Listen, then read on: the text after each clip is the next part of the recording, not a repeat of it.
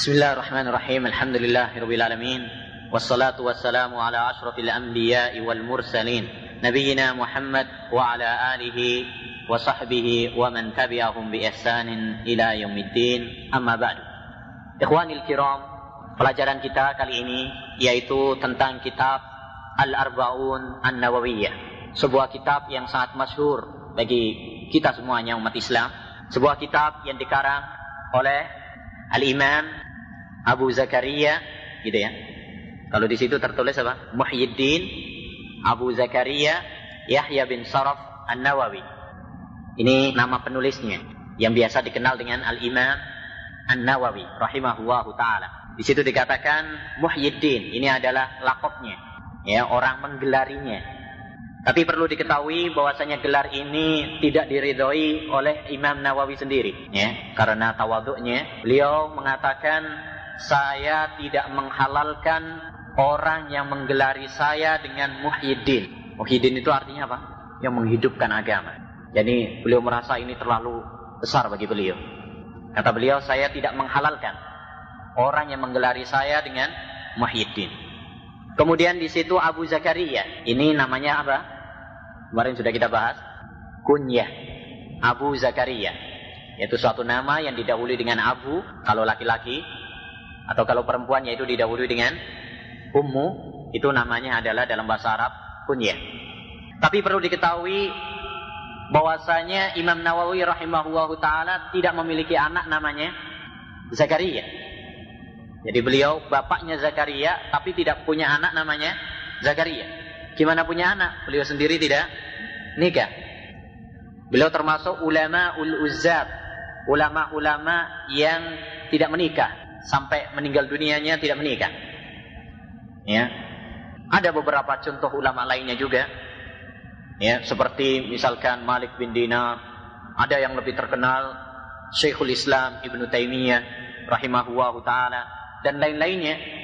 Ya, mereka tidak menikah. Syekh Bakar bin Abu Zaid rahimahullahu taala punya kitab khusus tentang al-ulama ul-uzzab, ulama-ulama yang tidak menikah. Ya, kalau pengen tahu siapa ulama-ulama yang tidak menikah, ya, bisa dilihat kitab tersebut. Tapi perlu diketahui bahwasanya ketika para ulama tersebut tidak menikah bukan berarti benci dengan pernikahan. Ya, itu adalah keadaan-keadaan tertentu. Ya, bukan berarti mereka tidak menyukainya. Mereka bersepakat bahwasanya nikah itu adalah suatu hal yang sunnah. Tetapi karena keadaan-keadaan tertentu, mungkin karena kesibukannya atau lainnya, maka mereka tidak menikah.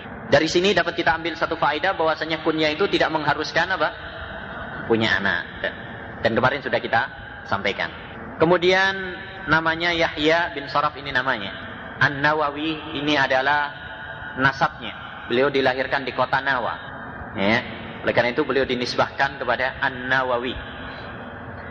Tapi perlu ditegaskan juga di sini, perlu saya sampaikan, jangan tercampur antara An-Nawawi penulis kitab Al-Arba'in dengan An-Nawawi Al-Bantani Al-Jawi. Karena ada juga di sana, ya, orang Indonesia terkenal juga. Beliau belajar dan lama tinggal di Mekah, ya, dan banyak juga menulis kitab, dan beliau punya tafsir besar, ya, namanya Nawawi Al-Bantani. Ada satu kekeliruan. Ada sebuah kitab Syarah Maulid Ibnul Jauzi. Ya. Orang mengira itu adalah karangan Imam Nawawi, penulis kitab Arba'in ini, Yahya bin Sharaf An-Nawawi. Ya. Yaitu kitab tentang Maulid Nabi. Ya. Disangkanya ini adalah karangan Imam Nawawi. Imam Nawawi saja menulis tentang apa? Maulid Nabi. Padahal itu adalah karangannya siapa? Nawawi Al-Bantani, bukan Imam Nawawi, ya Pak. Nah, ini perlu diketahui. Dan beliau, ya, dalam fikih bermadhab Syafi'i. Oleh karena itu beliau termasuk pemuka atau termasuk penganut, ya, madhab Syafi'i yang kondang. Semua kita, ya, kalau antum adalah Syafi'i, ya, maka insya Allah tidak asing lagi nama Imam Nawawi ini. Imam Nawawi termasuk ulama yang kondang dalam madhab Syafi'i. Beliau banyak mengarang kitab, ya. Mungkin kita pernah dengar, termasuk di antara karangannya yaitu apa? Apa, Jun? Termasuk karangan Imam Nawawi. Yang benar Bulughul Maram. Apa? Syarah Sahih Muslim. Kemudian juga beliau punya karangan yang lebih terkenal lagi. Apa? Riyadus Shalihin. Ada beliau punya kitab Al-Adhkar. Banyak kitab-kitab beliau yang lainnya yang terkenal. Termasuk yaitu apa? Kitab Arba'un Nawawiyah. Baik, kitab yang kita kaji ini adalah terkenal dengan Arba'un An-Nawawiyah. Ditempelkan dengan nama penulisnya, Al-Arba'un An-Nawawiyah. Tapi perlu diketahui bahwasanya nama asli dari kitab tersebut bukan Arba'in Nawawi, ya, bukan Arba'in Nawawi. Nama aslinya adalah Al-Arba'in fi Mabanil Islam wa Qawaidil Ahkam. Ya, 40 hadis tentang bangunan-bangunan Islam dan pondasi-pondasi hukum. Ini nama asli dari kitab Arba'in Nawawi. Cuma kadung terkenal dengan Arba'un Nawawi. Seperti misalkan ambil contoh Sahih Bukhari. Orang masyhurnya yaitu dengan apa? Sahih Bukhari kan gitu. Padahal nama aslinya Al-Jami'us Sahih.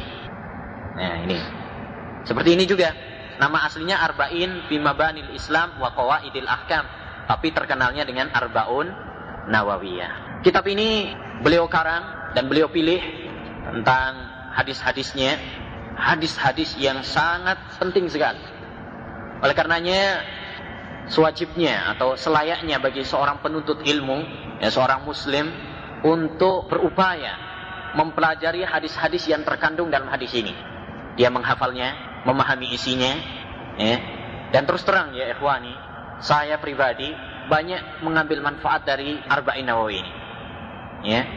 Sejak kecil saya dibimbing untuk menghafal hadis ini dan sampai sekarang alhamdulillah, dan itu sangat bermanfaat sekali bagi diri saya. Ya, dalam misalkan ceramah atau dalam pelajaran dan lain-lainnya, hadis-hadis yang terhimpun dalam kitab ini apa? Sering keluar, sering kita butuhkan, begitu. Baik. Selanjutnya perlu diketahui suatu permasalahan yang sangat penting tentang kitab ini. Kitab ini disebut dengan Arba'un Nawawiyah, 40 hadis. Tapi kalau antum cek isinya berapa? Berapa? 42. Kalau 50 itu ada tambahan dari Al-Hafidh Ibnu Rajab Al-Hambali, yang mempunyai syarah, ya, Jami'ul Ulum wal Hikam. Beliau menambah 8 hadis dari Arba'in Nawawiyah. Imam Nawawi menulis kitab Arba'in Nawawi 40, tetapi beliau menulisnya 42. Ya, mungkin ada sedikit persoalan, gimana dia memberi judul 40 padahal isinya 42. Kan gitu. Bagaimana jawabannya? Jawabannya mudah. Dalam istilah orang Arab, biasa mereka itu menggenapkan. Jadi 43 sekalian berapa? 40. Nah, itu biasa. 73 bilangnya berapa? 70 sekalian. Nah, gitu. Itu biasa dalam apa? Istilah orang Arab, dan ini bukan suatu hal yang tercela. Oleh karenanya apa yang dilakukan oleh Imam Nawawi rahimahullahu taala, ini adalah suatu hal yang tidak tercela. Ya, 42 tapi dengan memberi judul 40 ini tidak tercela, karena mungkin kalau isnain wa arba'in ini satu hal yang janggal dalam pemberian judul. Dan hal yang menakjubkan, kalau kita pelajari kitab Arba'in Nawawi ini, ternyata kalau kita teliti tentang kesohihannya, ada 2 hadis yang tidak sahih. Sekalipun beliau telah berupaya untuk membawakan hadis-hadis yang sahih saja, tapi namanya orang tidak ada yang selamat dari kesalahan. Ada 2 hadis yang tidak sahih dalam Arba'in Nawawi ini. 2 hadis. Sehingga kalau 2 hadis ini tidak ada sahih, maka benarlah judul beliau yaitu apa? 40 hadis. Hadis yang tidak sahih yaitu hadis yang ke-30. Inna Allaha farada fara'idha fala tudayyi'uha wa hadda hududan fala ta'taduha. Itu adalah hadis yang tidak sahih, ya. Kemudian hadis yang kalau tidak salah hadis yang ke-41, yaitu la yu'minu ahadukum hatta yakuna hawahu taba'an lima ji'tu bihi. Tolong nanti dicek itu hadis 40 atau 41, ya. 41 ya. Nah, itu hadis Abdullah bin Amr bin Al-As, la yu'minu ahadukum hatta yakuna hawa taba'an lima ji'tu bihi. Itu hadisnya adalah hadis yang lemah. Berarti ada 2 hadis yang tidak sahih dalam Arba'in Nawawi ini. Baik, sekarang kita langsung mengkaji hadis yang pertama yang tadi sudah dibawakan atau sudah dibacakan oleh Al-Akh Abdul Basit ya.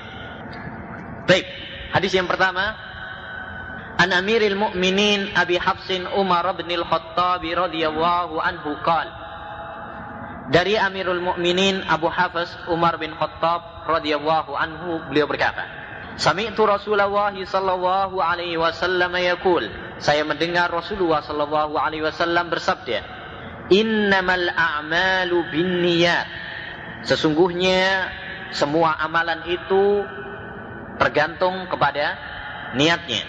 Wa innama likulli imri'in ma nawa, dan setiap orang itu tergantung apa yang dia niatkan. Faman kanat hijratuhu ila Allahi wa rasulihi, barang siapa yang hijrahnya untuk Allah dan Rasulnya, fa hijratuhu ila Allahi wa rasulih, maka hijrahnya adalah untuk Allah dan Rasulnya. Wa man kanat hijratuhu lidunya yusibuha, dan barang siapa yang hijrahnya karena dunia yang ingin dia dapatkan, awim ra'atin yang kihwa, atau seorang wanita yang ingin dia nikahi, fahijratuhu ila ma hajara ilai, maka hijrahnya adalah untuk apa yang dia hijrah. Hadis riwayat dua imam ahli hadis, Abu Abdullah Muhammad bin Ismail Al-Bukhari, yaitu Imam Bukhari, penulis Sahih Bukhari. Wa Abul Husain Muslim ibn al-Hajjaj Al-Qushairi An-Naisaburi, yaitu Imam Muslim. Fi sahihaihima, dalam dua kitab sahihnya, Sahih Bukhari dan Sahih Muslim. Alladaini huma asahhul kutubil musannafah, yang dua kitab tersebut merupakan kitab yang paling sahih. Kitab hadis yang paling sahih adalah kitab Sahih Bukhari dan Sahih Muslim. Ayyuhal ikhwah, hadis pertama ini adalah hadis yang begitu agung sekali dan merupakan pokok di antara pokok-pokok landasan agama Islam.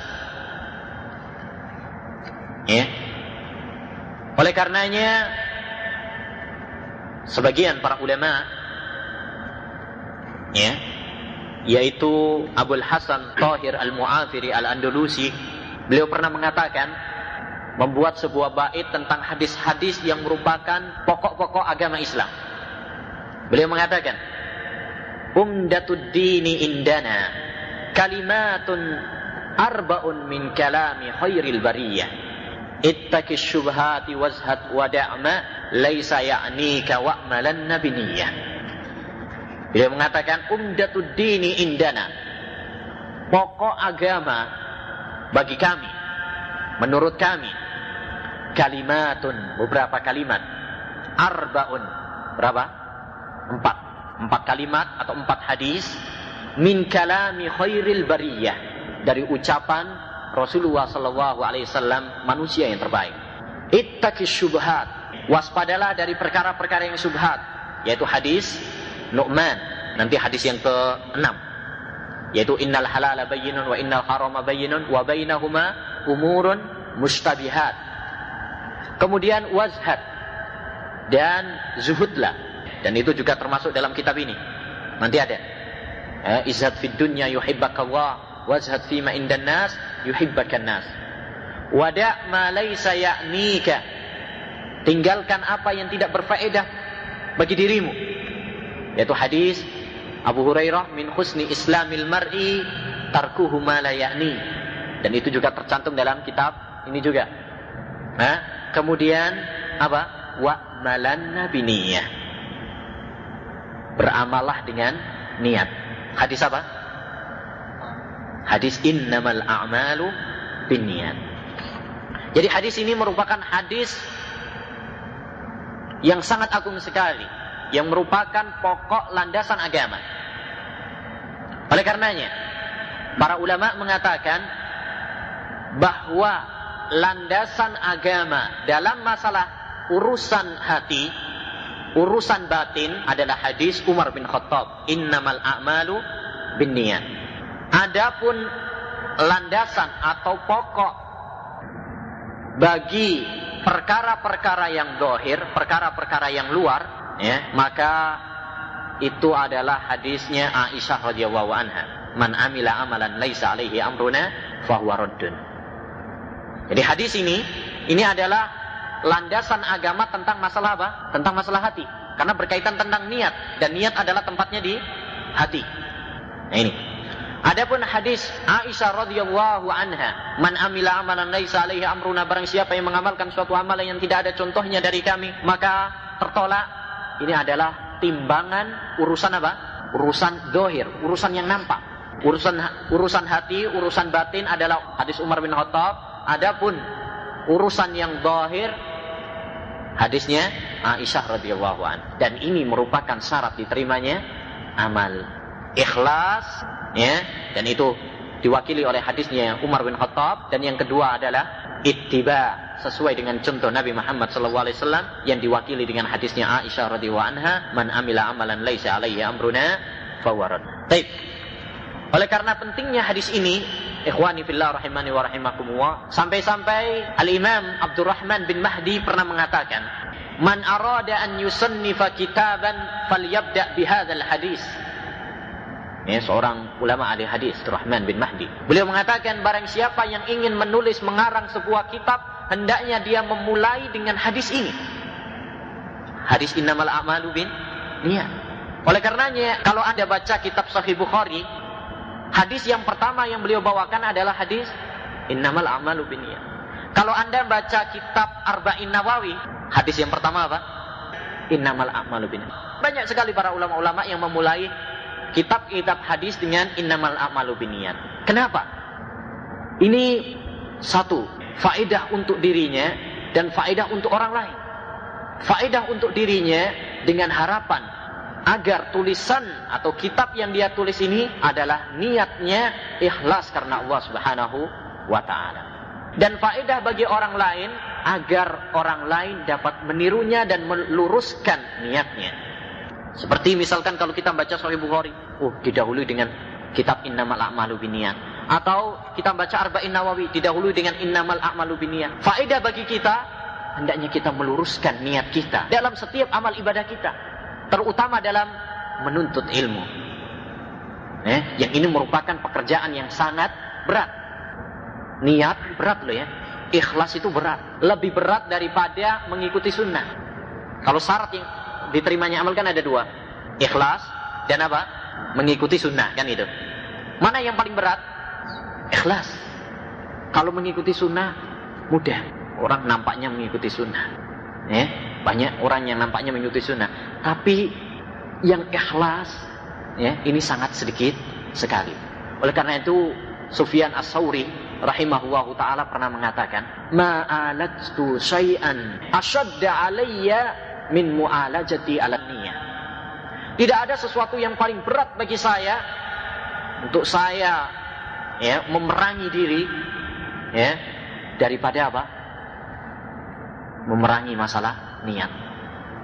Kok diperangi niat? Ya, terkadang bisikan-bisikan setan, was-was setan menghadang, mendorong kita untuk tidak ikhlas.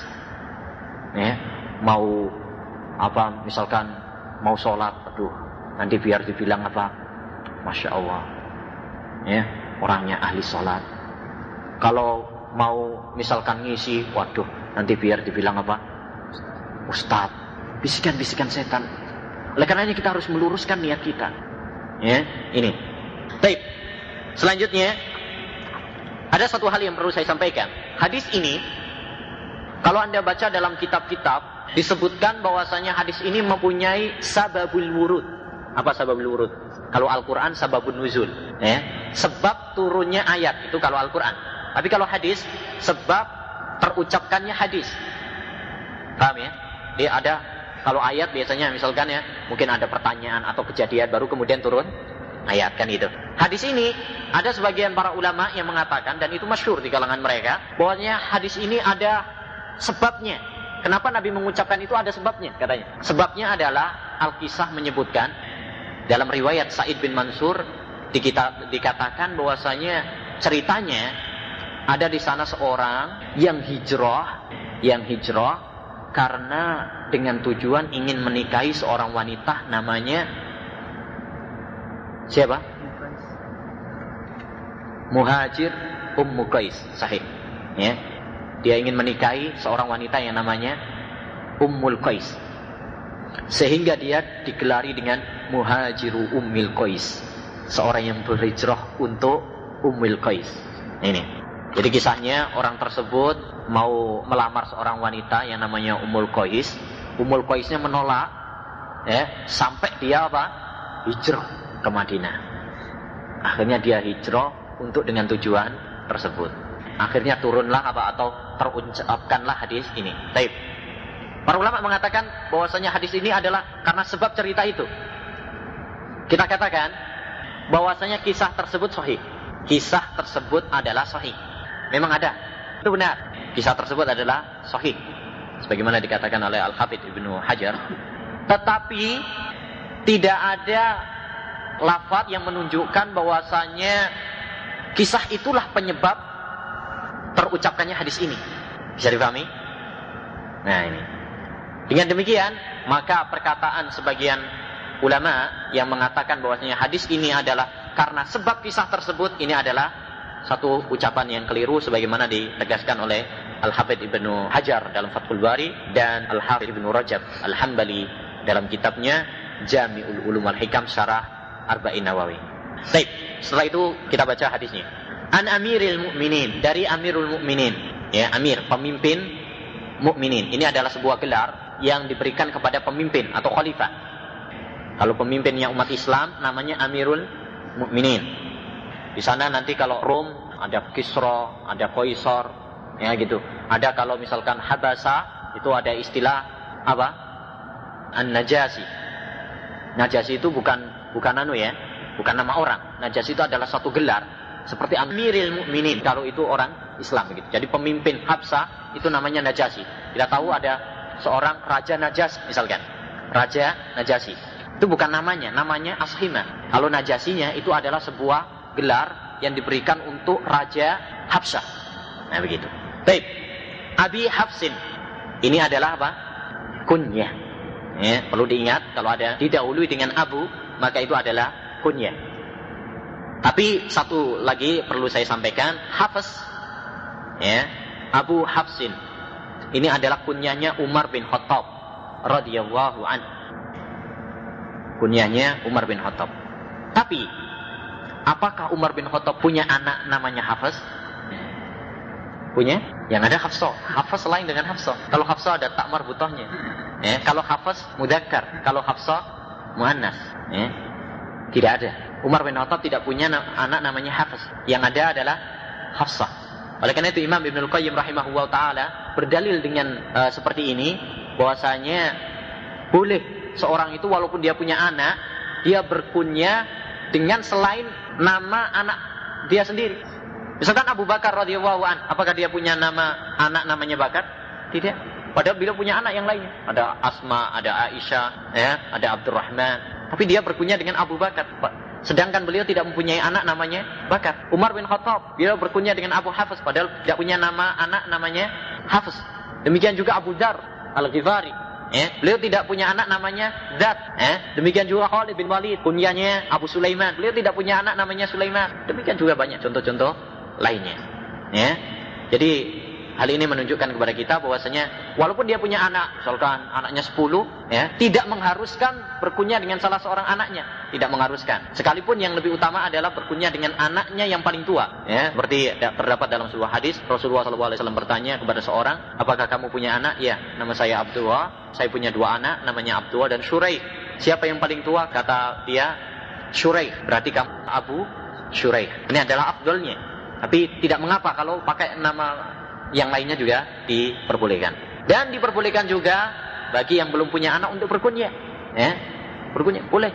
Seperti kemarin saya bawakan hadis, ya Aba Umair ma fa'alan Nughair. Ya Aba Umair ma fa'alan Nughair. Wahai Abu Umair, padahal dia masih bocah kecil. Masih bocah kecil dipanggil oleh Nabi, ya Aba Umair. Dan satu hal yang menarik, hadis ini, hadis ya Aba Umair ma fa'alan Nughair, ini satu hadis yang menakjubkan. Satu hadis yang menakjubkan. Kenapa menakjubkan? Karena di antara para ulama dapat mengambil faedah dari hadis tersebut, padahal hadisnya ringkas. Diambil faedah dari hadis tersebut berapa? 300 faedah. 300 faedah dikeluarkan dari hadis ya Aba Umair ma fa'alan Nufayl, yaitu Imam Al-Fasih. Dan banyak ulama-ulama yang lain membuat hadis faedah tentang hadis tersebut. Kenapa? Karena sebagian orang menghina hadis tersebut. Gimana ahli hadis itu meriwayatkan hadis-hadis yang tidak ada faedahnya katanya. Masa tentang anak kecil yang kematian burungnya itu tertulis dalam kitab hadis. Maka para ulama bangkit untuk apa? Membela hadis tersebut, sehingga mereka dapat mengeluarkan 300 faedah dari hadis tersebut. 300 faedah bukan suatu jumlah yang kecil. Kita aja mungkin hadis ini dapat 10, alhamdulillah. Sudah ngos-ngosan istilahnya itu. Dapat mengeluarkan 10-an. Apalagi 100, 200, 300. Ya, ini ulama lah gitu. Baik, selanjutnya Umar bin Al-Khattab. Tidak asing lagi siapa Umar bin Khattab? Khalifah kedua setelah Abu Bakar As-Siddiq radhiyallahu an. Dan manakibnya, keutamaan beliau banyak sekali. Beliau termasuk orang yang dijamin masuk surga, dan beliau termasuk orang yang mulham, orang yang diberi ilham, banyak kesesuaian. Apa yang beliau firasatkan sesuai dengan apa yang diwahyukan oleh Allah Subhanahu wa taala. Dalam 4 ayat turun karena firasat Umar bin Khattab radhiyallahu anhu. Dan satu hal yang menarik, sekalipun banyak sebenarnya manaqib beliau banyak sekali, keutamaan beliau banyak sekali, tapi satu hal menarik yang ingin saya sebutkan tentang manaqib beliau adalah Rasulullah SAW bersabda kalau melihat Umar bin Khattab, saya melihat setan, inni ra'aitu syaitana yafir. Apabila Umar bin Khattab lewat di satu jalan, maka setan cari jalan yang lain. Takut dengan siapa? Umar bin Khattab radhiyallahu anhu. Satu hal yang saya teringat, satu hal menarik, kisah menarik. Perlu sebelumnya saya sampaikan, Umar bin Khattab radhiyallahu anhu dan Abu Bakar orang yang paling dibenci oleh sebagian kelompok kaum muslimin, yaitu kelompok Syiah Rafidah. Mereka sangat benci, bahkan mereka mengkafirkan 2 sahabat yang mulia ini. Padahal ini adalah 2 orang yang paling dicintai dan disayangi oleh Nabi SAW. Seringkali kalau antum baca dalam hadis, Rasulullah keluar bersama Abu Bakar dan Umar. Rasulullah masuk bersama Abu Bakar dan Umar. Banyak sekali. Siapa yang paling dicintai oleh Nabi SAW? Abu Bakar. Dari wanita, Aisyah radhiyallahu anha. Tapi orang-orang Rafidah yang dibolak-balikkan oleh Allah Subhanahu wa taala hatinya, sehingga yang hak menjadi batil bagi mereka dan yang batil menjadi hak dalam hati mereka. Mereka sangat benci dan bahkan mengkafirkan Abu Bakar As-Siddiq dan Umar bin Khattab radhiyallahu anhu. Waliyadu billah. Hal yang menarik, pernah segerombolan orang-orang Rafidah datang ke Masjidil Haram, Dan kalau antum di Masjidil Haram kan di sana ada bab Umar Al-Faruq. Ada bab Umar Al-Faruq kan gitu ya. Ada bab umrah, ada bab salam kan gitu. Ada bab Umar Al-Faruq. Nah, orang-orang Rafidah tersebut tidak mau masuk. Wah, ini bab Umar, cari jalan lain. Ketika ada seorang masyayikh yang melihat mereka seperti itu, dia mengatakan, semoga Allah merahmati Umar. Dibenci oleh setan dari jenis jin dan jenis manusia. Kalau dari jenis jin ketakutan melihat Umar cari jalan yang lain, demikian juga setan dari jenis manusia nggak mau kalau ketemu, baru ketemu namanya saja Umar Al-Faruq, nggak mau. Cari jalan yang lain. Bagaimana kalau hidup gitu kan gitu. Baru namanya aja sudah takut ya. Cari jalan yang lain. Wal musta'an. Al-muhim celakalah orang-orang Syiah Rafidah yang mereka membenci orang-orang yang diridhai oleh Allah Subhanahu wa taala. Qal Sami'tu Rasulullah sallallahu alaihi wasallam yaqul, saya mendengar Rasulullah SAW bersabda. Saya mendengar. Kemarin saya katakan kalau saya ini menunjukkan bahwasanya apa? Dia mendengar secara pribadi karena saya gitu. Innamal a'malu binniyat, sesungguhnya semua amalan itu tergantung kepada niatnya. Wa innama likulli imri'in ma nawa, dan setiap orang tergantung kepada niatnya. Mungkin sekilas membaca ini kayaknya mengulang kan gitu. Innamal a'malu binniyat, semua amalan itu tergantung dengan niatnya. Yang kedua, dan setiap orang itu tergantung apa yang dia niatnya. Kayaknya apa? Mengulang. Dan memang sebagian ulama ada yang mengatakan itu memang mengulang, yaitu untuk menguatkan takkid dalam bahasa Arab, sebagaimana dikatakan oleh Imam Al-Qurtubi.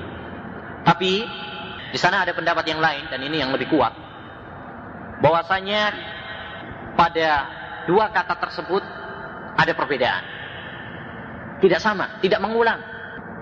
Dan dalam sebuah kaidah apabila suatu kata berputar, apakah dia itu litakid, ya, untuk menguatkan, yakni mengulang, ataukah litaksis, jumlah baru, ya, jumlah baru, poin baru, maka yang didahulukan adalah jumlah baru. Jadi kalau kita menjumpai apakah ini untuk menguatkan ataukah bukan menguatkan, maka pendapat yang kuat adalah bukan menguatkan. Yakni jumlah sendiri-sendiri, bukan untuk menguatkan. Oleh karenanya, innamal a'malu binniyat wa innamal likulli imri'in ma nawa. Kata wa innamal likulli imri'in ma nawa bukanlah penguat dari kata innamal a'malu binniyat, tetapi jumlah tersendiri. Ada makna, memiliki makna tersendiri. Paham? Ya, timbul pertanyaan kedua, kalau memiliki makna tersendiri, lantas apa perbedaan kata pertama dengan kata yang kedua? Ada perbedaan. Kalau pada kata pertama, innamal a'mal, yang menjadi sorotan adalah apa? Amal. Yang menjadi sorotan adalah amal perbuatannya. Ya. Adapun pada poin yang kedua, wa innamal likulli imri'in ma nawa, semua orang itu tergantung apa yang dia niatkan.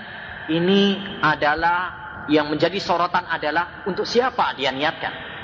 Kalau tadi amalnya, ya, amal perbuatannya, tapi kalau ini untuk siapa amal tersebut? Paham? Saya akan menerangkan lebih jelas. Para ulama membagi niat itu terbagi menjadi dua. Pertama, niatul amal, niat amal.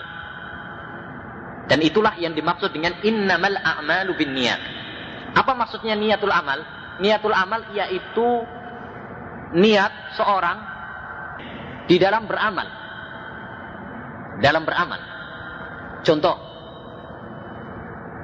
kalau Anda misalkan mandi, ada dua kemungkinan. Kemungkinan yang pertama, Anda mandi dengan niat untuk menghilangkan hadas besar, ya, mandi jinabat, sah? Atau ada niat kedua, yaitu hanya untuk, ya, kesegaran, apalagi sekarang musim panas misalkan. Berarti di situ apa? Niat dalam satu perbuatan untuk membedakan antara adat dengan ibadah. Contoh yang lain, misalkan ada seorang nggak makan. Nggak makan ada dua kemungkinan. Kemungkinan yang pertama adalah untuk ibadah, kan gitu, yaitu puasa. Ada yang kemungkinan yang kedua, enggak, ya memang nggak ada yang dimakan. Nah, misalkan gitu. Kan bukan untuk ibadah. Nah, contoh yang lain, ya, orang diam di masjid. Ada orang yang niatnya diam di masjid untuk itikaf, untuk ibadah, kan gitu. Ada yang di masjid memang, ya, memang ini kayaknya yang seger di masjid, ya, di sana sumpek, nah, misalkan, kan gitu ya. Nah, ini niat dalam amal, niatul amal, yang itu memiliki dua faedah. Yang pertama tadi membedakan antara adat dengan ibadat. Yang kedua, faedah yang kedua, niat amal ini adalah untuk membedakan antara ibadah antara satu dengan yang lainnya, antara yang wajib dengan yang sunnah. Misalkan antum sholat 2 rakaat, kemungkinan antum niatnya adalah untuk sholat wajib, sholat subuh misalkan. Kemungkinan yang kedua, antum sholat dengan niat, ya, sholat sunnah sebelum subuh misalkan. Paham? Berarti ini adalah niat untuk apa? Membedakan antara sunnah dengan wajib. Contoh yang lain, misalkan antum puasa, ya. Kemungkinan antum puasa misalkan Syawal, ya. Antum kemungkinan berniat untuk puasa sunnah. Ada niat juga, yaitu untuk mungkin apa? Qadha, menebus mungkin punya utang. Kalau untuk menebus utang, hukumnya adalah wajib. Tapi kalau untuk puasa Syawal, hukumnya sunnah.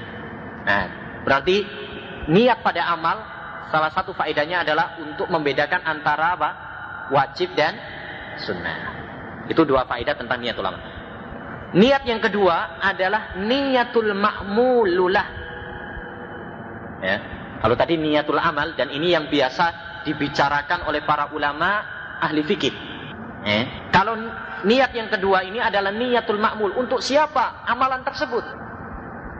Apakah untuk mencari pujian dari manusia, ataukah mencari wajah Allah Subhanahu wa taala?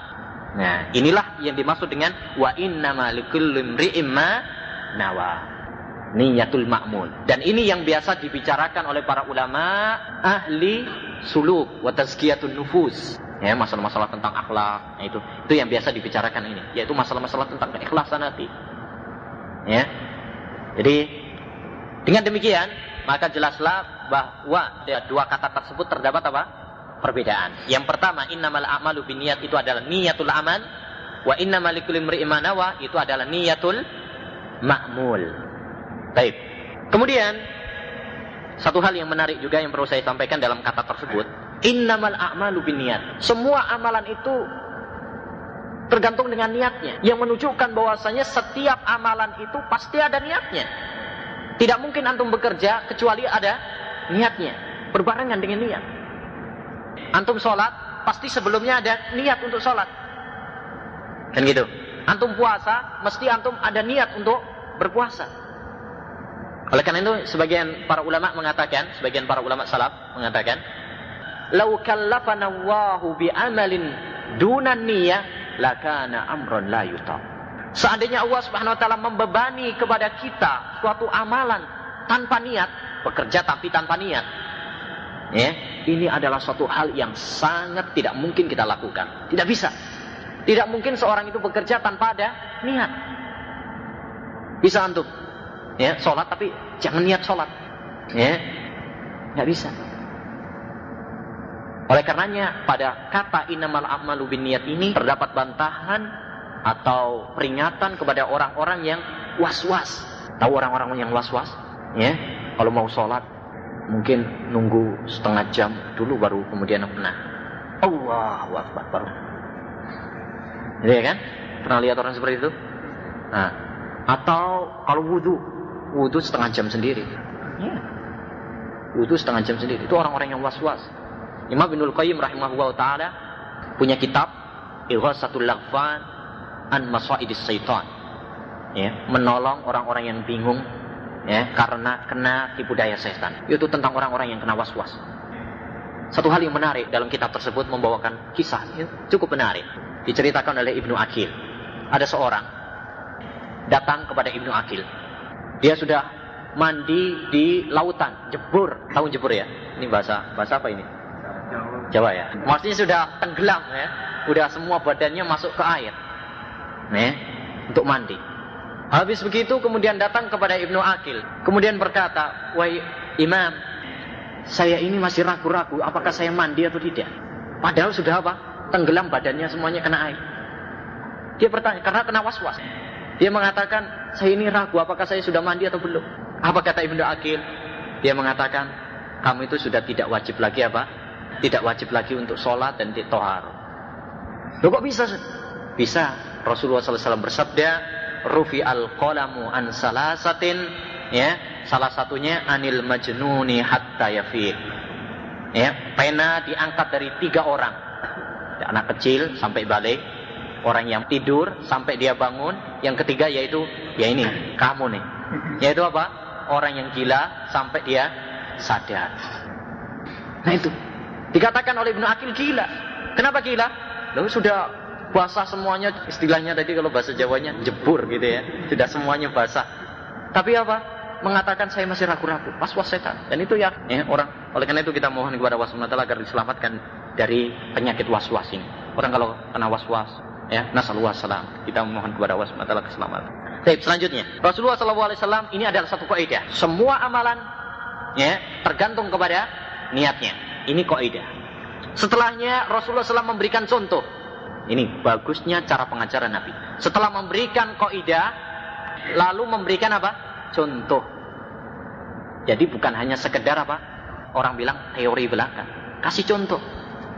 Dalam pepatah Arab mengatakan bil misal yattadihul maqal.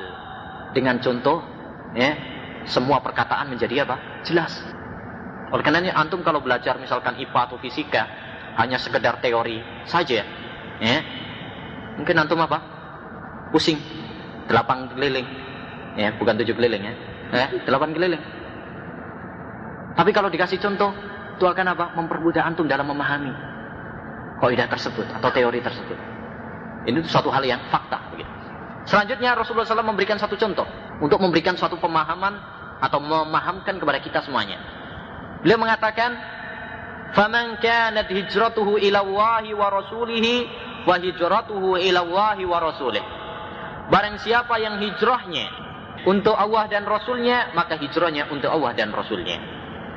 Dan sebaliknya, barang siapa yang hijrahnya karena dunia yang ingin dia raih, atau karena seorang wanita yang ingin dia nikahi, maka dia akan mendapatkan apa yang dia niatkan, apa yang dia maksudkan. Rasulullah SAW memberikan satu contoh dengan hijrah. Apa sih hijrah? Hijrah dalam bahasa at-tar. At-tar, meninggalkan. Itu secara bahasa. Adapun secara syara, hijrah berarti meninggalkan dari sesuatu yang dibenci menuju sesuatu yang dicintai. Dan hijrah terbagi menjadi 3 macam.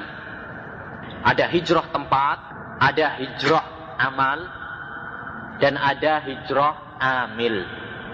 Ya, hijrah terbagi menjadi 4. Yang pertama, hijratul makan, hijrah tempat. Maksudnya bagaimana? Seperti yang tersebut dalam hadis ini, yaitu pindah dari negeri kafir menuju negeri muslim.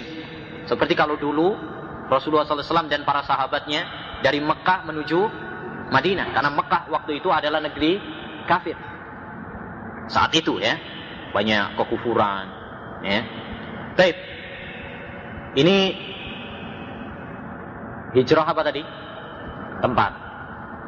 Apakah sampai sekarang masih berlaku? Masih. Rasulullah SAW mengatakan, la tanqati'ul hijratu hatta tanqati'at taubah, wa la tanqati'ut taubah hatta tatlu'a asy-syamsu min maghribiha.